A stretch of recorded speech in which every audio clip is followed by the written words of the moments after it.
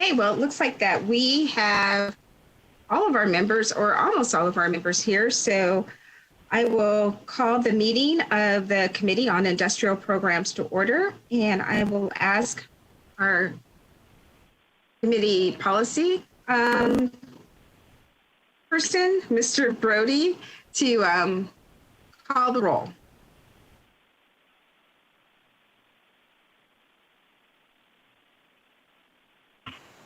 Thank you, Madam Chair. Senator Goycochea.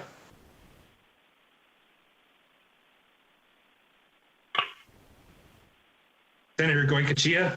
Unmuted. I'm here if I can get unmuted. Thank you. Senator Parks. Here. Assemblyman Levitt. Assemblyman Levitt. Mr. Aguilera. Here. Director Daniels. I'm here. Mr. Doty. Here. Ms. Levine previously indicated that she will be absent today. Mr. Poulos. I'm here. Mr. Soltero. Here. Ms. Williams. Present. And Chair Monroe Moreno. I am here. And just a few housekeeping matters. I'd like to remind everyone that when you are not speaking, if you could keep your mic muted, it makes it easier to hear those that are talking. And there's an option on Zoom that if you have a question to, I believe it's in the top right-hand corner of your picture, to put your hand up. You can click on that if you have a question. That would be fine, or you can put it in our chat, which is at the bottom middle part of your screen. I think everyone by now, or at least most of us, have gotten used to doing a lot of our meetings through the internet, on Zoom or other sharing platforms. So I hope that as we're all living through this COVID pandemic, that you and your families are doing well. And I thank you all for joining us today. Now that we've had our roll call, that will bring us to the next item on our agenda, and that is public comment. And public comment is kind of tricky during these Zoom meetings, but on our agenda, if you are watching by Zoom or listening in on the agenda, there was the call-in information of how you can call in and be a part of this meeting. But for public testimony under this item, you can present public comment by telephone or by written comment. Because of the considerations for others, each caller is offering testimony during this period. We must limit it to only 2 minutes. A person may also have their comments added to the minutes of this meeting by submitting them in writing, either in addition to your testimony or in lieu of your testimony. When written comments may be submitted by either emailing them to industrial@lcb.state.nv.us, or you can fax them to 775-684-6761. Or if you wish, you can mail your comments to the Legislative Building at 401 South Carson Street, Carson City, Nevada, 89701. You can do this either before, during, or after this meeting. If you have any questions or have difficulty calling in, and you perhaps do not see the meeting information or the agenda item, the number to call in for this Zoom meeting, the meeting ID is 945-9586-4264, and then press pound, and you'll be prompted to enter your participant ID. If there are any difficulties reaching us, please call 775 684-6990 for assistance. And members, when we switch between the members on this meeting and public comment, it may take just a few minutes, so we'll give our staff a minute or two to see if there's anyone waiting in the waiting room to make public comment.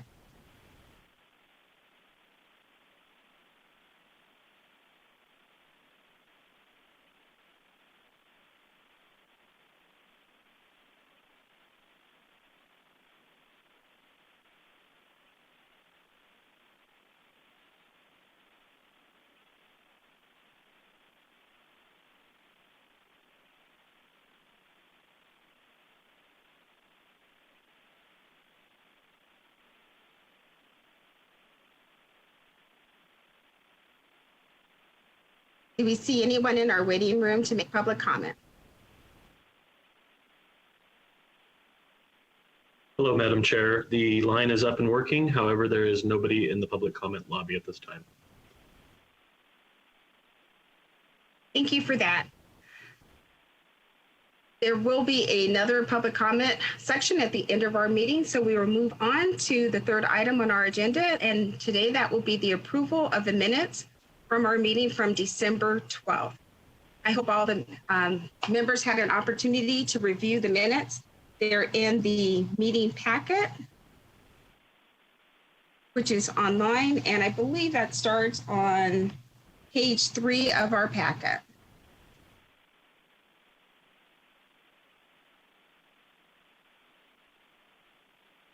And members, when we do the vote for the approval of the minutes, it's much easier since we're online if you approve of the minutes to say yes, if not to say no. So with that, I will ask for a motion to approve the minutes. Madam Chair, this is Senator Parks. I will move to approve the minutes for the December 12th meeting. Madam Chair, this is Bruce Aguilera. I second that. Thank you. All in favor of the motion? Any discussion?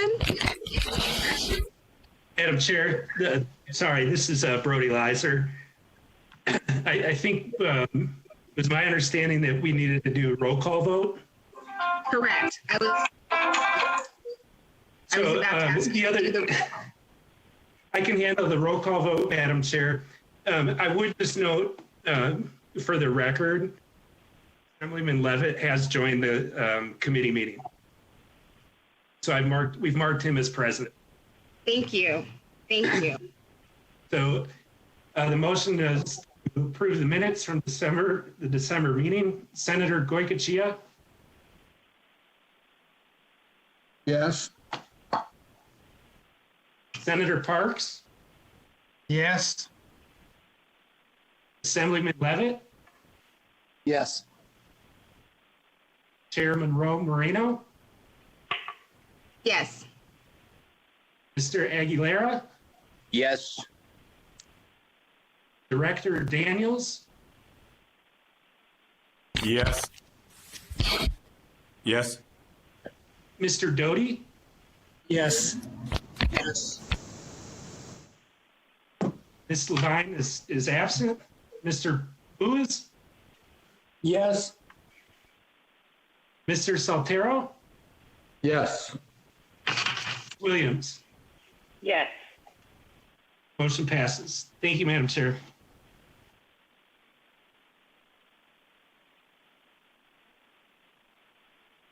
Thank you. We will move on to the fourth item on our agenda, and that will be an update concerning the impacts of the Silver State Industries in response to COVID-19. And members, that's on page 17 of your packet. We have the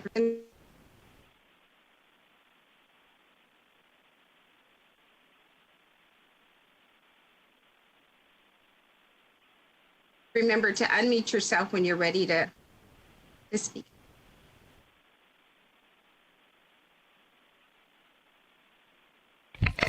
Madam Chair, Deputy Director Coingo, for the record, I submitted that letter on the effects of the COVID-19.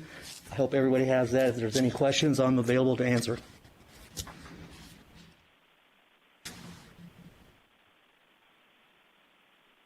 Thank you, members. Do you have any questions on the letter as presented? Any questions about the letter or the response for COVID-19?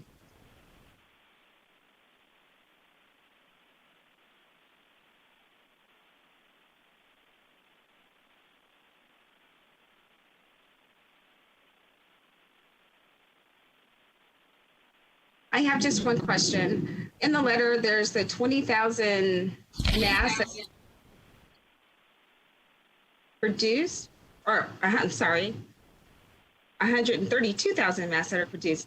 Only 20,000 have gone to offenders who are housed in our prison system. Will all the offenders be receiving masks? For the record, Deputy Director Coinga, the mass of 20,000 is a separate item. That's for inmate or offender population, which we took the current population at the time and then we doubled it so each offender would receive 2 orange masks. One would be laundered at one point, and then the offender would have another one on his possession as they turn over to do their laundry. And that order has been fulfilled statewide. Every institution, every offender has a mask. They're rolling them out. Perfect. Thank you.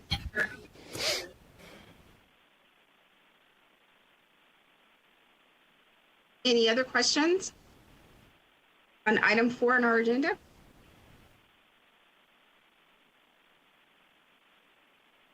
Well, thank you for that report. I'm seeing no other questions for you on that. And with that, we'll move to item 5, a status report on the outstanding debt of prison industries. Deputy Director Coinga, for the record, I'll turn it over to Diane Dassel, the Chief Financial Officer. Hi, I'm Diane Dastel, ASO for Prison Industries. And if you'll turn to tab 5, and that starts on page 19. As shown at the bottom of page 21, a balance of $603,987 was owed to Prison Industries as of the end of March.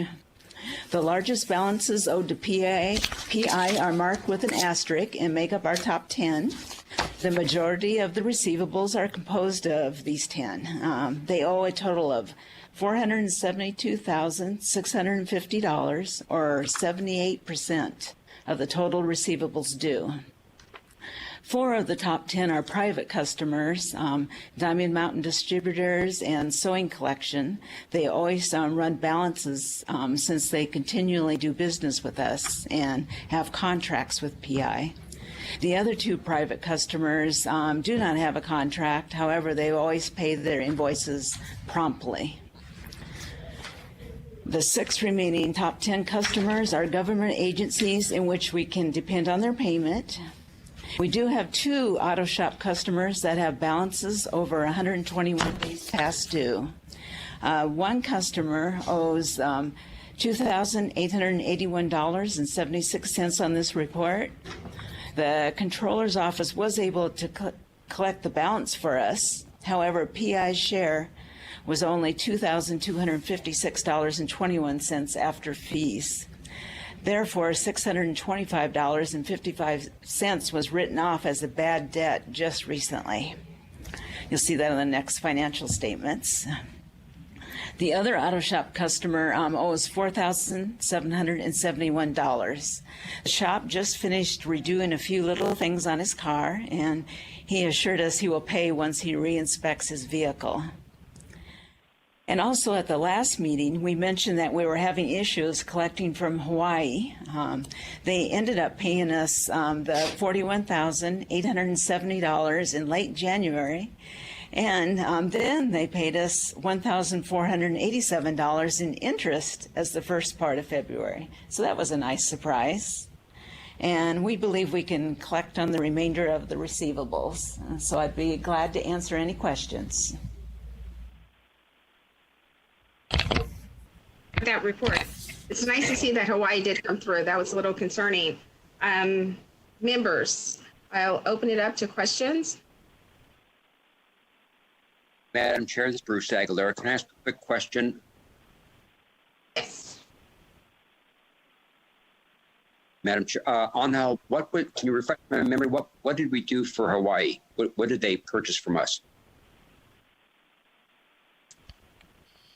For the record, Deputy Director Coinga, they purchased culinary stainless top tables for their culinary. They didn't have the capability of doing steel fabrication, so they contacted us, being closer to the coast. We fabricated it, designed it, and fabricated it, and then shipped it. Coordinate all the shipping for them. Thank you, Director. Members, any other questions?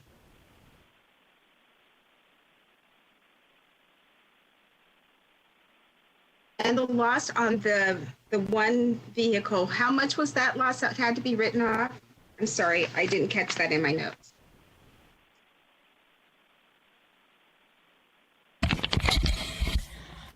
Let's see, where is that? Oh, it's $625.55 was written off as a bad debt. Thank you.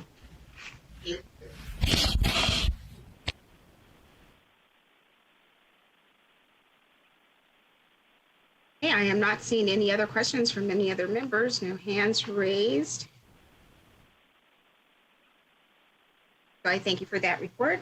And then we move on to item 6. A review of the inmates that worked July 2016 through March 2020.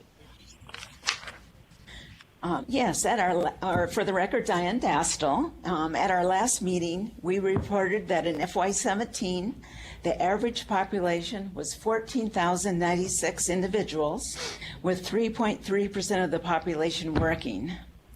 Then in FY18, the average prison population was 13,805, with 3.6% of the population working. In FY19, the average offender population was 13,699, with a workforce of 3.9%. For the first 9 months of FY20, as on page 23, the average offender population was 12,961, with 4.5% of the offenders working. So currently, the prison population is going down somewhat, with a higher percentage of offenders working. In July, PI had 571 offenders working, while in March, we had 616 offenders working. We're looking forward to greater numbers once All Wire starts their operations and once the COVID-19 issues are behind us. So I'd be happy to answer any questions.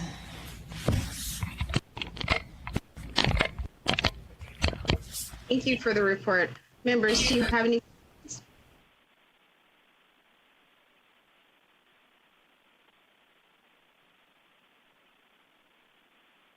I do have a question. With the population decreasing, the numbers of inmates working are about the same. Has COVID-19 affected the ability to work or people wanting to work? For the record, Deputy Director Quega, no, ma'am, it's not affected. We signed that contract. Contract was approved in March, April for All Wire through the Board of Examiners. We're looking to bring on board, start off with 15 and then gradually rise up to 40. Currently at the garment factory, we have 126 up there. We just added 20 more going in for COVID-19 to assist in that operation for the sewing operation. So we're growing also the card sorting at Southern Desert. We have grown a little bit there. We're looking to add 25 more. We've got about 10. So the process is just make sure that these offenders are screened properly, make sure they're qualified. They have to check their credentials there, their I-files, make sure they have birth certificate, because we do e-verify through Prison Industries. So we mimic practice on the streets. So we do that. So there's a time-consuming process as they come in. Majority of the institutions do have a job coordinator where they come in and then they'll screen them, vet them through there. Then they prepare a list for us to hire from there. But DMD's picking up. We're looking at increasing to 25. We've got about 10 in there right now. They're growing as he's picking up more business with Dollar Tree and all these other dollar stores.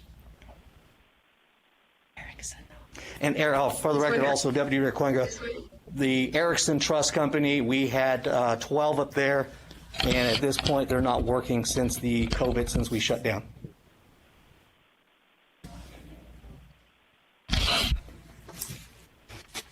Thank you for that. I was wondering how the impact of COVID had impacted our industry's program, taking inmates outside of the facility, and if the industries that we're doing business with were also having a work stoppage or a work slowdown. So that answered that question. So I appreciate that. Members, any other questions?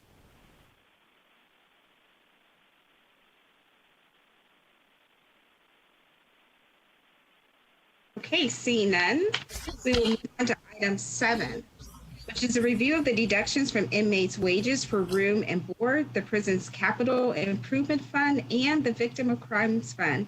Members, you'll find that on page 25 of your packet. And I'll ask the department to give us a review of the deductions from the inmate wages for room and board. For the record, Diane Castle. Program participants working for PI have 24.5% of their wages deducted for room and board, 5% deducted for the Victims of Crime Fund, and 5% deducted for the PI CIP Fund. In FY18, offenders had a total of $456,883 deducted from their pay. In FY19, a total of $513,485 was deducted from offenders' pay. For the first 9 months of FY20, deductions included $249,238 for room and board, $50,865 for the Victims of Crime Fund, and $50,865 for the PICIP Fund. And that totals $350,968. And as a result of the pandemic, we are projecting that deductions will be down a total of approximately $39,000 as compared to last year, mainly due to the COVID-19 Erickson shutting down. And I'd be happy to answer any questions. Thank you for the report. Members, does anyone have any questions? Go ahead and unmute yourself. Feel free to ask. This is Bruce Aguilera again. At the bottom of that schedule, it says these percentages are subject to change per Marcy's law. I don't recall what Marcy's law is. Maybe that might be.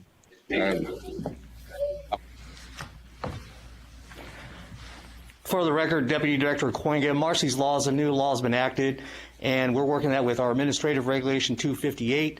What that is, any offender that's working or incarcerated within our Nevada Department of Corrections, they are to pay all their fines and restitution through the courts.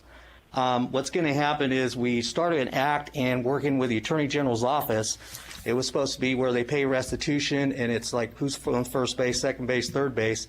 So it'd be restitution comes first, and then it goes to PI capital, room and board, and so on. But now, since talking to the Deputy Director of Support Services, we are supposed to enact that on July 1. It's changed. Some things have changed, working with the Attorney General's office. Now it's where they're going to take everything and pay up that full restitution. Nobody else gets anything else. The offender will get what's left after they pull it out to pay the restitution. So we're going to see a decrease in the room and board and in all these deductions. But in talking with the Deputy Director of Support Services, we do not have that many offenders in the system that owe a lot of restitution at this point. So I think we're going to be okay, but there'll be a short drop when that enacts August 1st. Thank you. That makes sense.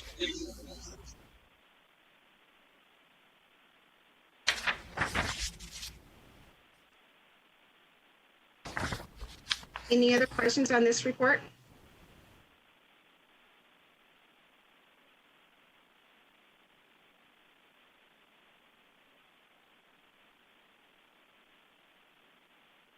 Okay. Seeing none and no hands raised, we will move on to item 8 on our agenda, which is a review of the Silver States Industries financial statements for the 9 months ending in March 31st, 2020. That section starts on page 27 in your meeting packet. I'll ask the department now to give us a review. For the record, Diane Dastel, and actually I'll start on the balance sheet, which is on page 29. And starting at the top line with unrestricted cash, Industries cash decreased approximately $606,000 compared to the same period last year, and you will soon see why when we go through the statements. The ranch's cash increased about $360,000. Historically, Industries has always had more cash than the ranch. However, the ranch is catching up fast. Accounts receivable increased by almost $100,000. Livestock inventory increased over $101,000. And shop inventories increased by $194,000. Then following the page down to the other assets section, restricted cash is flat. We keep tapping into the PI Capital Fund to purchase much needed equipment. So going on down the page to the liabilities and capital balance section, PI's retained earnings decreased approximately $242,000 to a balance of $3,903,378. So going over to page 30, and you'll see the net loss totals $179,644. Then the following page, page 31, breaks this down by the different budget accounts. Industries had a loss of $337,523. The ranch contributed $172,382 towards program support, and the PI Capital Fund ended with a loss of $14,503.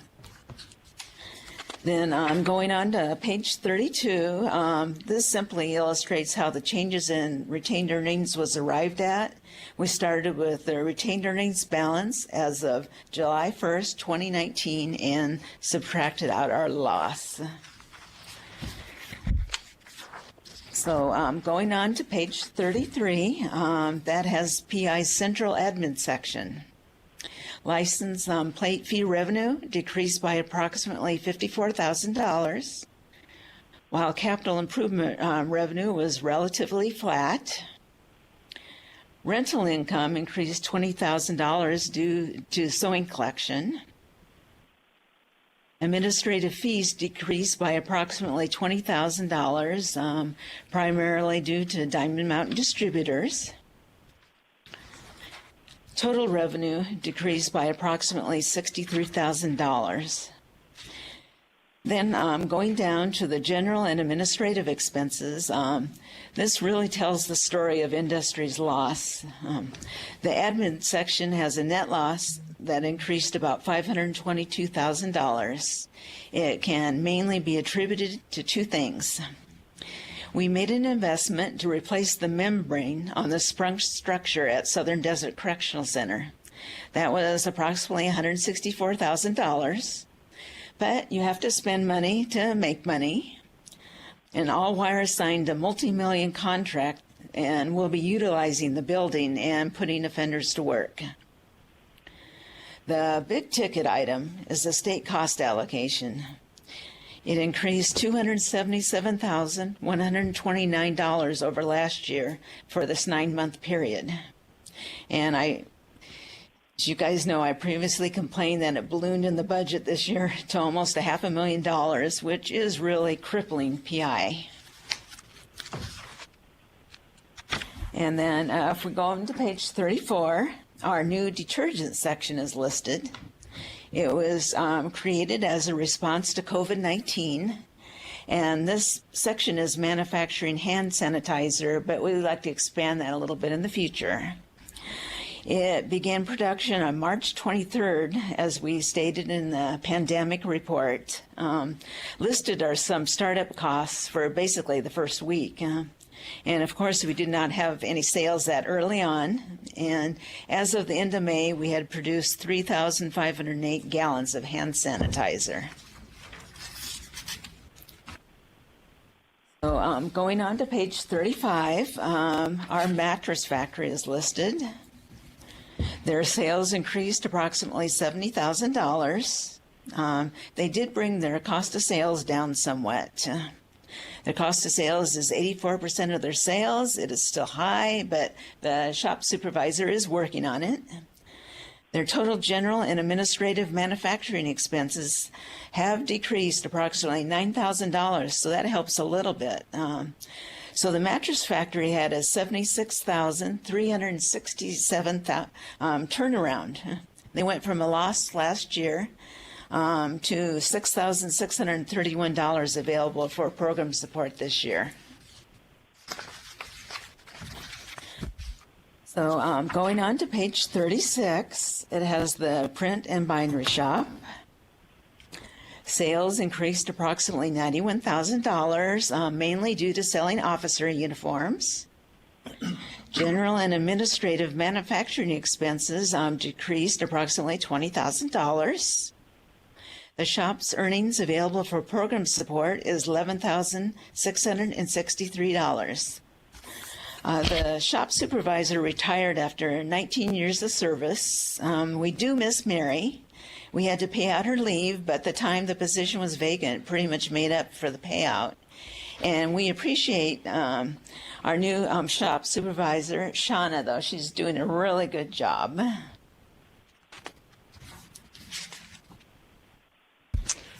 For the record, Deputy Director Kwenga, just to kind of give a brief on that shop. So we have the new supervisor in. She's really motivated and really going forth with our new marketing coordinator also, which I introduced last year. With that shop, we're seeing an increase. We were approved for a latex printer. And with that latex printer, we've been helping a lot of state agencies. Also with the labeling for all our PPE stuff, our bottles and all that, and working with DEM. And I don't think I mentioned, but we were working together with the Division of Emergency Management. We were supplying them with all the PPEs. At one point now it's coming back to us, and now we've got a lot of the private sector and other state entities that are still interested. For example, Washoe County School District and other school districts that are continuing to prepare for the next season, next school year. So we're able to create and manufacture banners, posters, stickers, magnets, window stickers. So with that said, it also enhances our capability to reduce labor. We're doing the boat stickers for Department of Wildlife. We also did a $60,000 job for the Nevada Census Bureau. We did all their literature and all their little trinkets going out. We got contact with that. But we're picking up we're doing coupons for WIC. So it's enhancing our capability to support some of these entities, state entities, local entities, to help reduce their budget, save them, and then we work together. Puts inmates to work too. That's good to hear. How long was the position vacant in the print shop? How long did that vacancy last that we were able to make up the difference of bringing on the new person? For the record, Deputy Director Kwenga, it was just shy of 4 months. Thank you. And during your report, you said that you're looking to expand the detergent shop. What expansions are you looking to do in the future? For the record, Deputy Director Kwenga, so we're hoping to continue and keep going with the sanitizer since the mad rush has kind of settled down. In the midst of that, we started. It was difficult getting product as far as alcohol, bottles, and all that. So things have kind of settled down, so the prices are dropping. Looking to make that enhancement in that program. Also looking at possibly producing soap for the department and other correctional facilities, local jails, such as like North Las Vegas, CCDC, Washoe County Jail. So we're looking at some cleaning solutions, working with a couple companies out there, which Boeing uses and a lot of other airlines.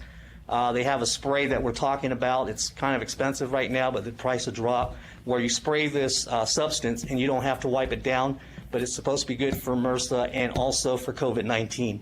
I've seen the video on it and talking with a rep where they spray a cutting board and you just let it dry, then you can cut your vegetables or whatever on top. It has no effect and it doesn't contaminate. So we're looking into expanding, working with the jails, which will save them some money and keep the jails and the facilities in a healthy and hygiene institution. Thank you. That's interesting. See, we have one member that has a question. Go ahead and unmute yourself. Yeah, this is Alan Pulis. Why is our materials cost? Did you have a bunch, you ordered it early, or it just seems way out of line of what we've done in the past? For the record, Deputy Cuenga, are you referring to the detergent, sir, or the print? That's okay. So that's the revenue of the detergents for $320,000, where it was much more than our materials were last year for the cost. You know, less the cost of sales. Your materials cost is $320,000, which is a lot percentage-wise of your total sales. Okay, that's the print shop, sir. For the record, Deputy Director Cuenga, that's for the print shop where the cost of sales was up. And we're working on that with the new equipment that we're getting in. It's going to help reduce that labor and materials on that, such as like those boat stickers. It was labor intense, the material was real expensive. So we made very little bit on those jobs. Now with this new equipment that we have, it enhances new technology so we can save on that and profit a little bit more, have more retained earnings.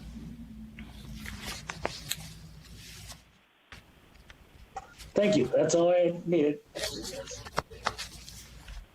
Did we go back to the ranch?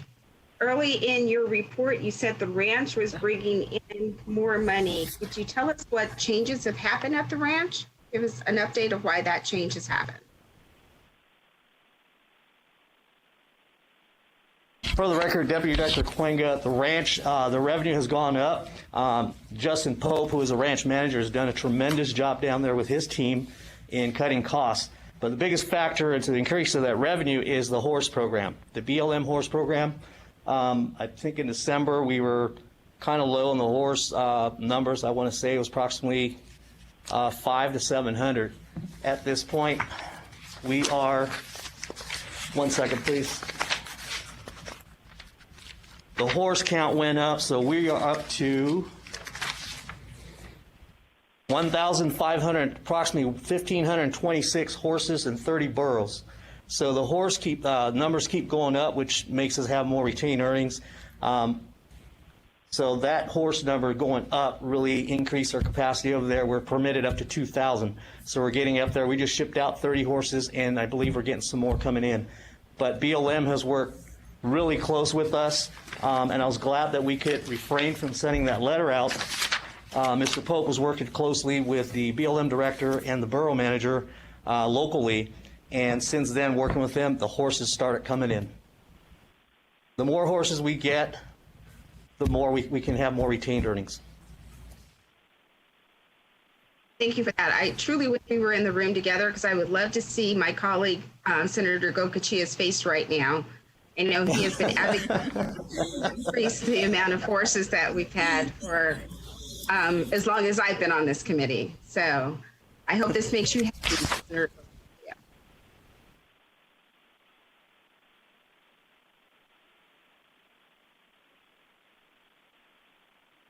Just as a side note to that, Madam, there will be some extensive horse gathers coming this fall. So if there's any way we can enhance our capacity beyond the 2,000 head, it might be wise.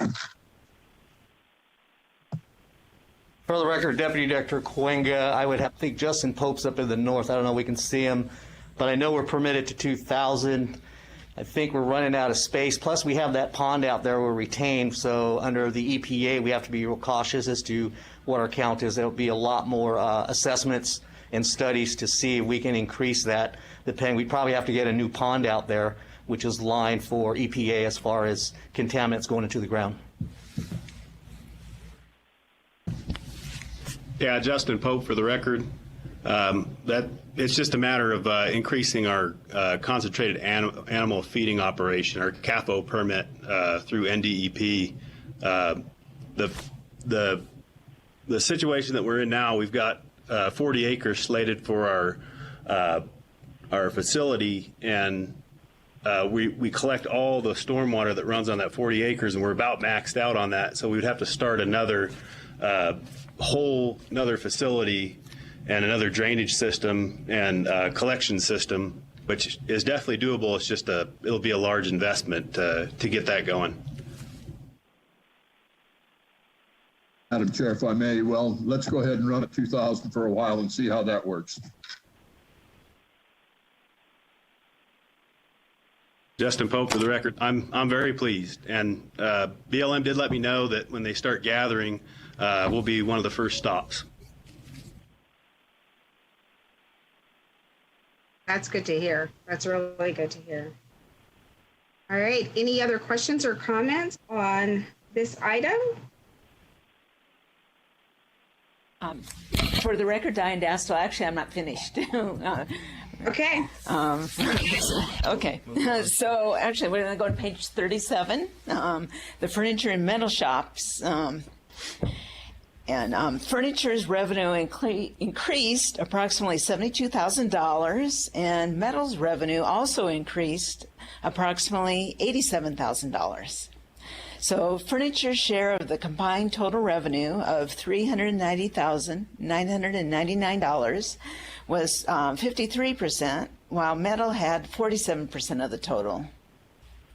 Both furniture and metal had a positive contribution to G&A expenses, and applying the revenue percentages to the general and administrative manufacturing expenses, furniture ended with a $65,356 contribution to program support, while metal contributed $49,373. Furniture and metals combined contribution was $114,729. So if you'd like to turn to page... For the record, Deputy Director Coinga, just to brief a little bit on the furniture and metal shops. Supervisor's doing a tremendous job over there and working with the private and state entities out there. We supplied, a lot of the revenue coming in is we supplied posts, we manufactured their beds for their housing units over there in Carson City. Also, the supervisor's been working, and we actually got a huge job from the Las Vegas Convention Authority, which is about $95,000. Moving on with that, the furniture also, in the metal shop, we picked up $177,000 job for the Challenge Academy for Youth Camp, which I believe that's through the Office of the Military? Office of the Military. And those are coming into the new fiscal year, so good start. Continuing to work with Douglas County Sheriff's Office and other local law enforcement in painting and repairing their vehicles. Department of Agriculture doing a lot of custom fabrication for their vehicles for weights and measures.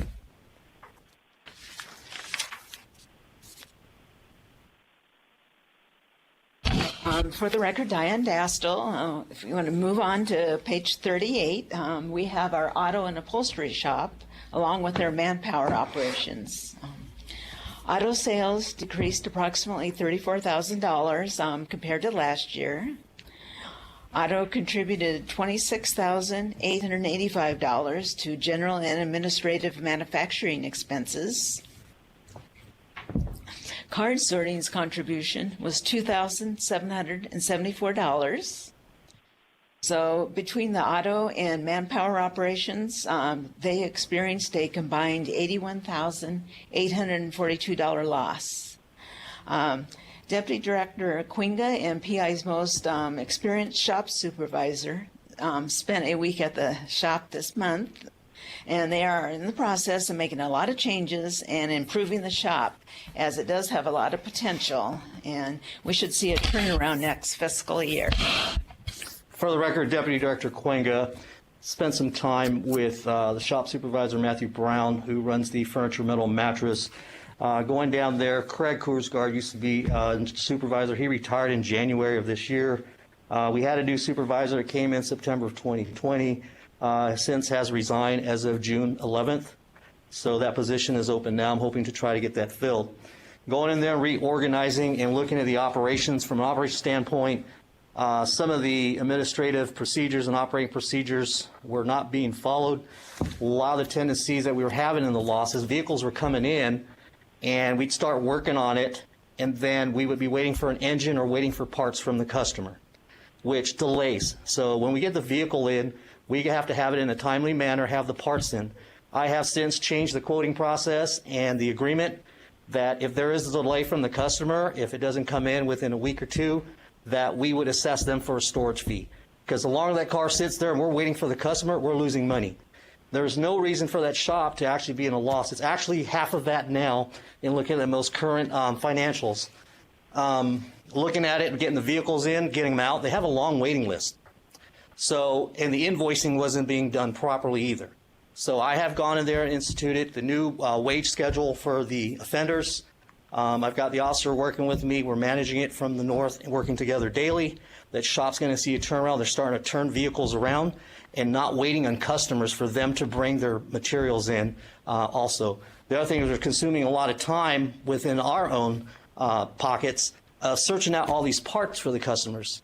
And we weren't charging them for that. If they want us to search out all these parts for them, we need to have some kind of a cost in there because we're paying that offender to sit there on the phone. We were not recouping that. So we have to charge for certain things and not just do all the research for them and then give them the list and then they go pay for it.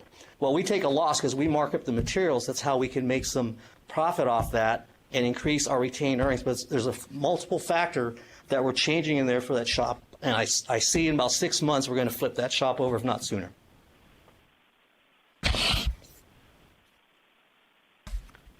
So you think in 6 months, we're looking right now at an $81,000 net loss. What do you think the impact will be? What will we be looking at in 6 months? Just a guesstimate. Current today, I just look at our current financials that we'll have ready for the next one. We chopped that already in half. Since I've been working with this from the beginning of the year, start going, we've already chopped half of that 81,000. So with this new the process that we're instilling in there, being more aggressive and get materials in and being dealing with the customers to produce and get these cars in and out in a timely manner, I can see that revenue to flip and go up. One of the things that I saw was by the supervisor not paying the invoicing properly is he was paying indirect labor. I take full responsibility. I'm in charge of the shop, but I had to go in there and dissect it, and I was always concerned, why we have all these customers. It's not like furniture where we got to go out and quote, and hopefully they'll come back to us. But they have a long 2-year waiting list, if not 3. But the way they were paying indirect labor, if you're indirect labor, that's coming right out of your pocket as opposed to direct labor. When we quote a job for 100 hours to paint your car, restore it, we're supposed to be using those hours because that's a fixed cost, a shop rate, and we pay the offenders off that job. So I've restructured the pay, how we invoice, how the job lot tickets are tracked so that it's more streamlined and more efficient so that we're not putting money out all the time. As we complete a job from upholstery to wiring, the customer puts a 50% deposit. Once that part's done, we get with the customer, we invoice it so we get that revenue sitting there in the deposit, so we're collecting. We're not, what the trend was in the past is they would hold that car for 2-3 years, and here we are spending, paying the offenders, buying parts, and we weren't getting any. So everything's going out. All your capital's going out, and you're not gaining any revenue, so you're going to plunge down and go into the hole. So we've since changed that process. Members, any questions on this statement for our auto? For the record? Okay, then we'll continue on. Okay, for the record, Diane Dastel. So we have our garment factory on page 39. And garment sales increased $73,000 or 10% compared to the same time last year. The garment factory's contribution to G&A expenses increased, and their general and administrative manufacturing expenses actually decreased slightly. Earnings available for program support increased $29,200 as compared to last year, contributing $221,205 to program support. And this shop supervisor also retired, well, after 18 years with the state and 7 years with Prison Industries. And the present supervisor started in February, and he was previously a correctional officer for the shop, and he seems to be doing an awesome job there. So. For the record, Deputy Director Quang, that shop has really increased their sales. We also, as I mentioned in the last hearing or meeting, we partnered up, got with North Las Vegas. We completed that job.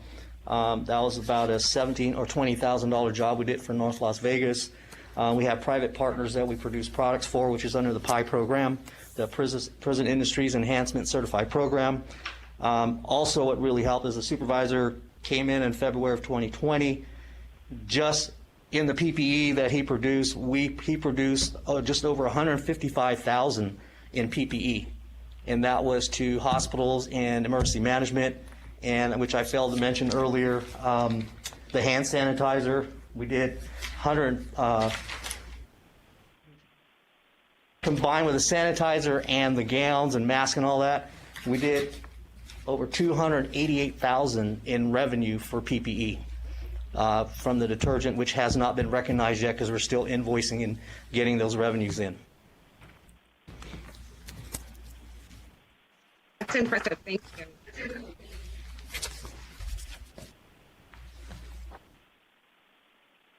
All right, moving on. For the record, Diane Dass.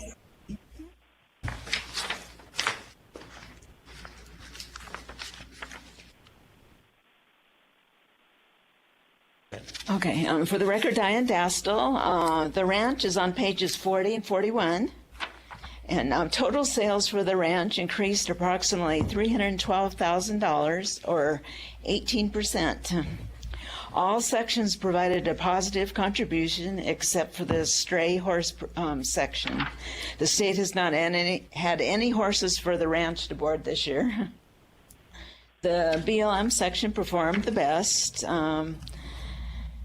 And the daily per diem rate that we're receiving right now is $3.40 for each horse this month. The ranch's state cost allocation increased 77% from $8,698 to $15,414 for the 9 months. But the ranch ended with $172,382 for program support.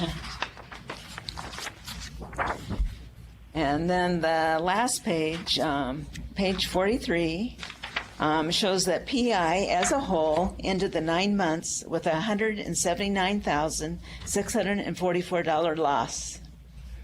Since the state cost allocation was $277,129 more this year than last year, we would have had a $97,485 contribution towards program support if it weren't for that fee increase. So I'd be glad to answer any questions.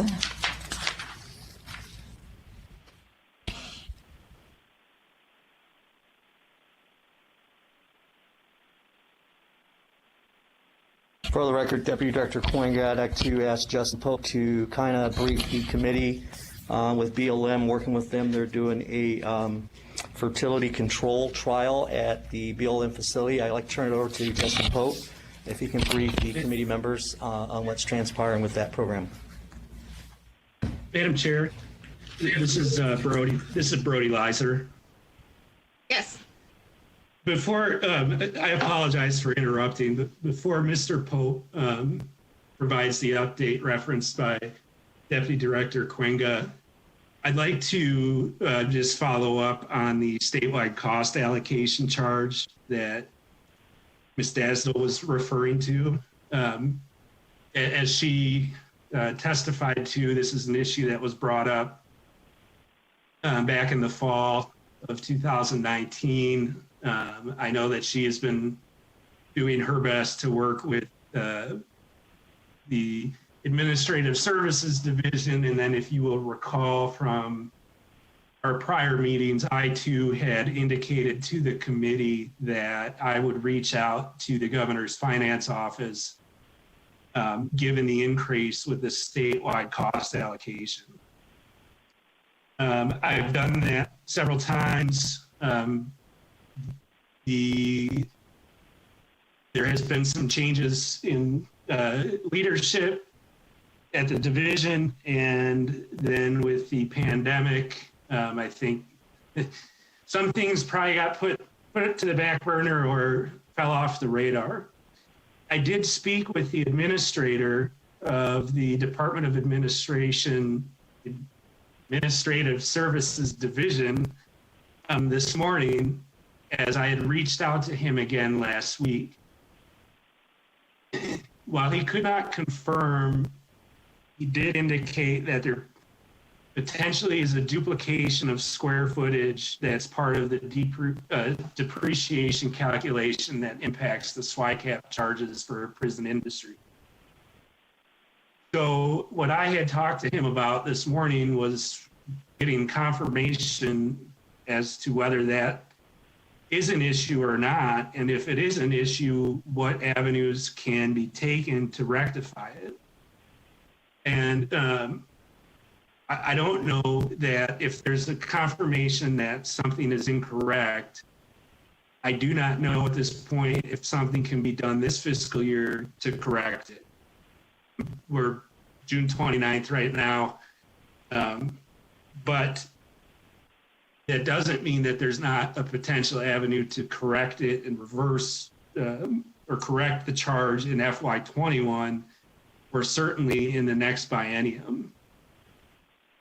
What the administrator committed to me was that he would reach out directly to Ms. Dasdell tomorrow as this, I forget how long he's been in that position, but this was not something that was previously on his radar, and he did commit to contact her directly. So I had that conversation with him this morning before our meeting this afternoon, and just wanted to share that information, both for the committee members, but also for the department staff.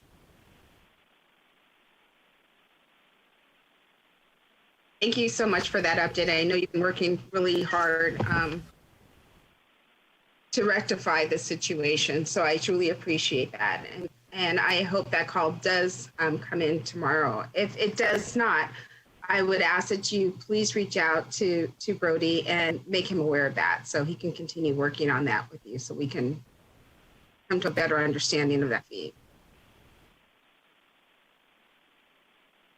For the record, Deputy Director Koinga, Diane Dassel, and I will reach out to Brody if we do not receive, or if we do, we'll brief him on. Thank you so much. And before we move on, was there any other members that had any comments? You know, the Deputy Director was going to have another report put on the record. Seeing none, the Deputy Director, go ahead. Deputy Director Koinga, I asked Justin Pope, Branch Manager, to go ahead and brief the committee members on the fertility control trial at the horse program. Justin Pope, for the record. We got postponed a little bit by the COVID virus, but we were originally slated to start in February. We selected some horses. We selected a group of 32 horses, and the researchers were going to come out and administer a concoction that they'd made for fertility in mares. It's supposed to control fertility for a certain number of years, if not permanently. And they're looking at how they can utilize that on the on-range horses, how they could administer that. It's a cooperation between BLM and University of Colorado. And the researchers at University of Colorado and USDA have come up with a possible use for this serum that they've generated. And it'll be a 5-year study with these 32 mares. There is a control group, so we will have a few foals for sure. We set aside a group of 4 studs that will service these mares and basically do the test for the vaccine to see if it works. The researchers are going to come out monthly and do a palpation ultrasound, as well as draw blood and check for the titer of the vaccine that they administered. And I'd be happy to answer any questions on that.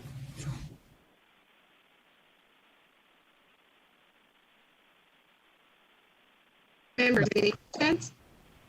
Madam Chair, if I may, Senator Garcia. Go ahead. Thank you. Justin, then they're moving away from PZP then, and And at one time, we were also talking about a full spay and neuter program, but apparently this is just a new drug they're going to try. And I guess, do you generate some fees outside of just the straight boarding? Clearly, if you're palpating these mares once a month, there's some additional costs incurred. Do you get a handling fee?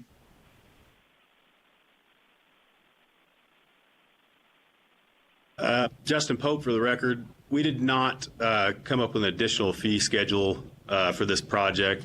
It did pop up kind of quickly, and we agreed to work with BLM on this project. They'd come to us and asked us, since we have the labor available and we have the facilities that seem to work pretty well, it's minimal because it's just once a month. And we don't really have to do anything except for move the horses through the chute. The researcher is actually there to do all the dirty work, as we'd call it.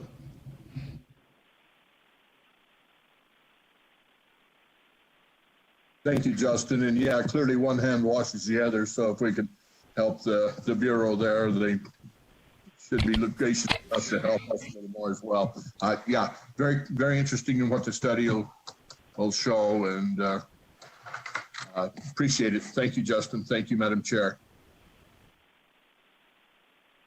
For the record, Deputy Director Quang, just to clarify, Madam Chair, Deputy Director Quenga, just to make it clear that the DOC, Prison Industries, is not conducting this research, that we are just maintaining the horses so that it doesn't get out there. BLM did do a press release on their own, but we are in no way in any fashion that we're conducting this research and this study. It is their program. We just maintain the horses for them. So I just want to make sure that was on the record and it was clear.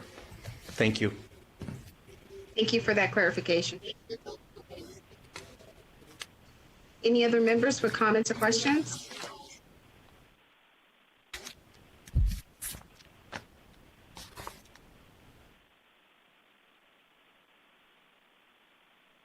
That brings us to the end of that report.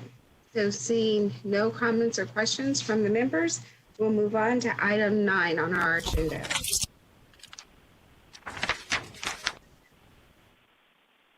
For the record, Diane Dastel. So page 45 lists the fund for new construction of facilities for prison industries. In FY16, PI obtained $297,118 in equipment, which reduced the year-end balance to $303,821. In FY17, the end-of-year balance rose to $371,715, and in FY18, it increased to $443,622. In FY19, PI purchased more equipment in the amount of $181,235. So at the end of June 2019, we had a CIP balance of $345,765. This year, we have purchased $65,810 in equipment so far. $52,260 is encumbered for a milk pouching machine. Additionally, a powder milk stick pack machine for $55,000 was authorized and will be purchased this month. State purchasing is already working on that. And new equipment contributes greatly to program support. Decent equipment goes a long way in manufacturing quality products. Offenders are trained on new technology, which assists them with obtaining a decent job when they are released from prison. And we currently do not have any additional equipment requests in. FY20 has a balance of $288,787 when this report was produced. So I'd be happy to answer any questions.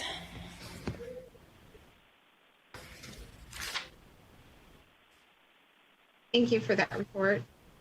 I'm not currently seeing any questions, but I know you made a statement earlier in the meeting that sometimes you have to spend money to make money. So I would agree with you on this report. Any members with any other questions or comments?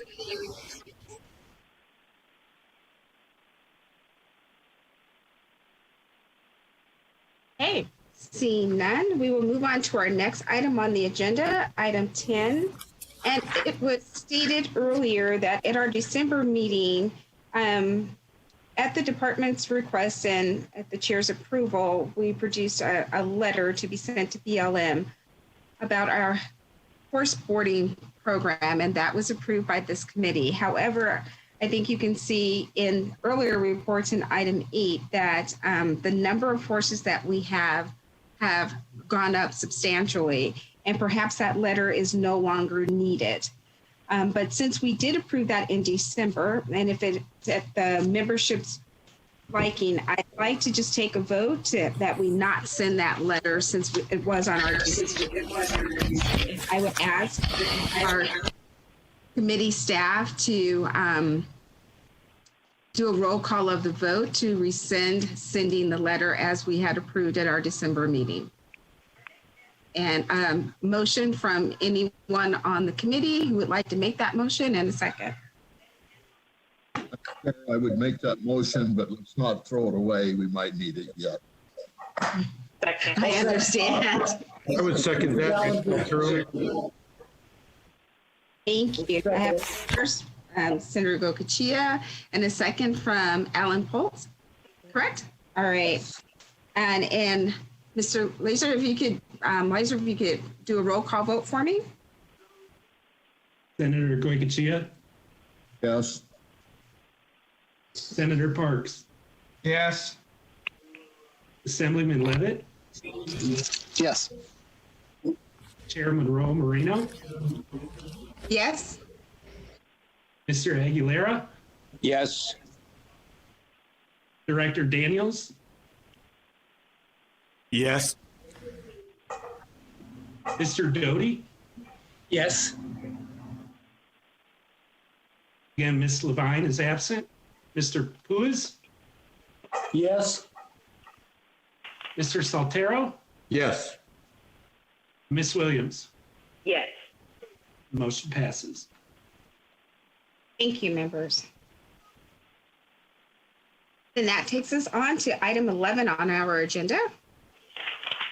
And there is no information in our meeting materials, but I'd like at this time to get an update about the status of the approved new and industries programs. There were 2. For the record, Deputy Director Kwenga, in regards to All Wire contract was signed in March. Moving forward, since COVID, we had to postpone everything due to not having any entry to reduce passing the COVID coming in as far as like our visitors and all that. So the Sprung building's done, it's ready to go. In talking with Mr. Hopkins, we're anticipating moving in the 14th of July to start moving some raw material and some equipment. With that, what we're doing is taking every precautionary measure. He's moving out of California, coming down to Las Vegas. We'll bring his trucks in. We'll have to do our medical protocol for COVID-19. The driver would just come in. We would unload it with our no inmate contact. The inmates will operate the forklifts, put the equipment and the raw materials in the building. There'll be several trucks until we see where we're at with this pandemic.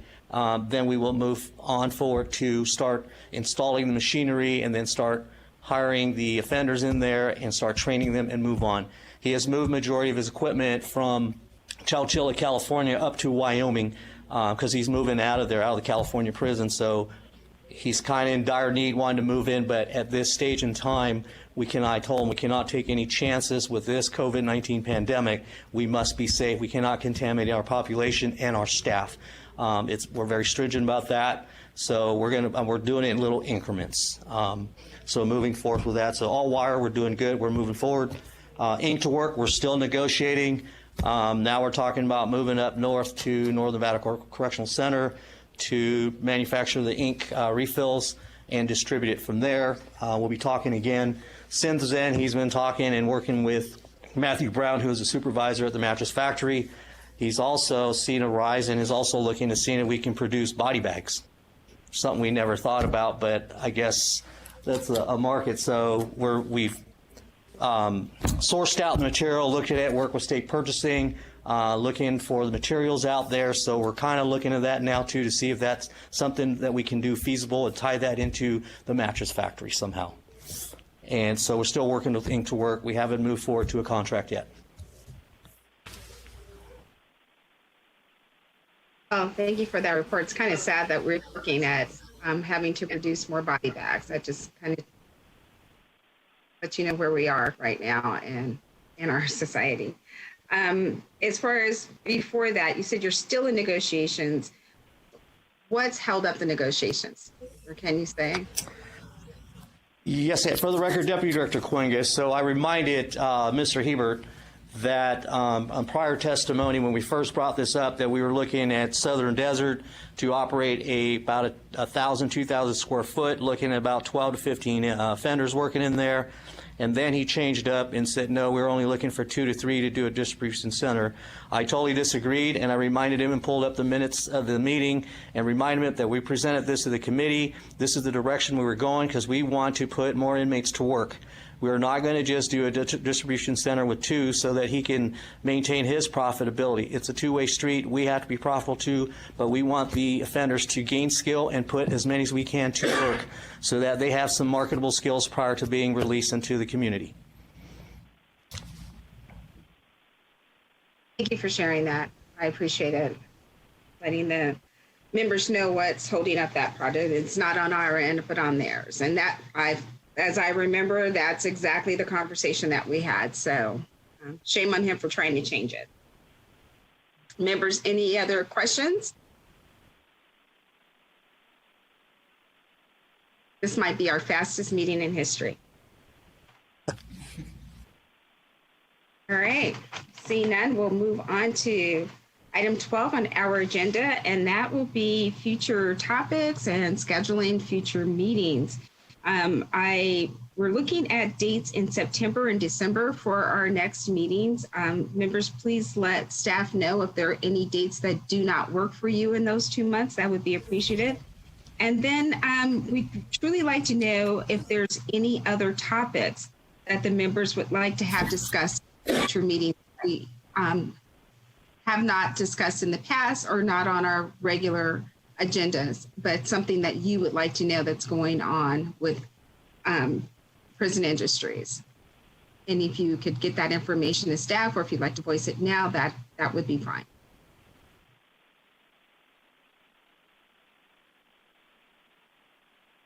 Mr. Leiser, are there any specific dates that you're looking at on the calendar that are available right now in September or December that members could possibly be looking out for?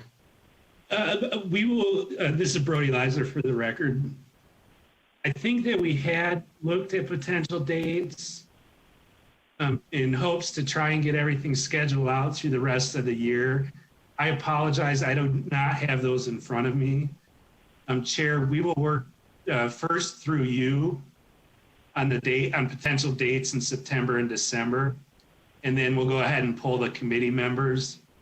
I believe that there was a desire at one time to try and get everything scheduled through the end of the year, and then obviously we had to be flexible. So I will work with the Secretary, Kat Terrace, and we'll get some potential options out there to you first, and then pull the committee members. Perfect. This is Bruce Aguilera, member. Do you think we'll have a person-to-person meeting, or do you think it might still be Zoom? Or is there really no way to tell? I don't think there's any way to confirm that at this point. I would agree with that statement.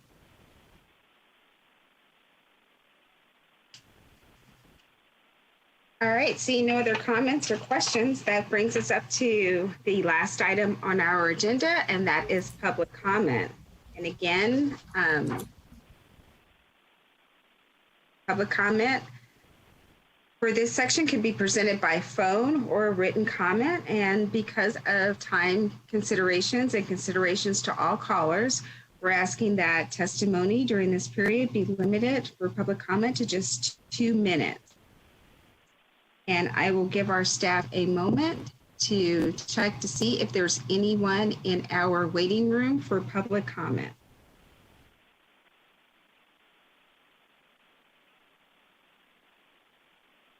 Thank you, Madam Chair.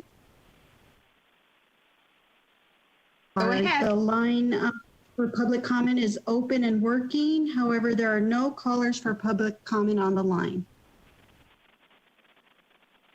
Awesome.